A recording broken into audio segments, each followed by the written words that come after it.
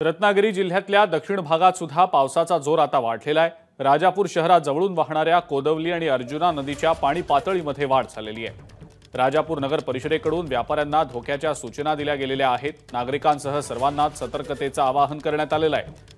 वादळी वाऱ्यासह जोरदार पाऊस या भागामध्ये बरसतोय। काही भागात विजेचा लपंडाव देखील सुरू आहे, काही ठिकाणी तर वीज पूर्णपणे गायब आहे। राजापूरमधली ही दृश्य आहेत। कोकणामध्ये पावसाच्या जोरदार सरी बरसत आहेत। रत्नागिरीमध्ये सुद्धा पावसाचा जोर आहे। खास करून रत्नागिरीतल्या दक्षिण भागात हा जोर काहीसा जास्त आहे। नमस्कार। मन शुद्ध तुझं ही वेगळ्याच प्रकारची मालिका तुम्हा सगळ्यांना खूप आवडली होती। याचा दुसरा सीझन कधी येणार अशी विचारणा झाली। प्रतीक्षा संपली आहे मित्रांनो। येतोय मन शुद्ध तुझंचा दुसरा सीझन। होई मन शुद्ध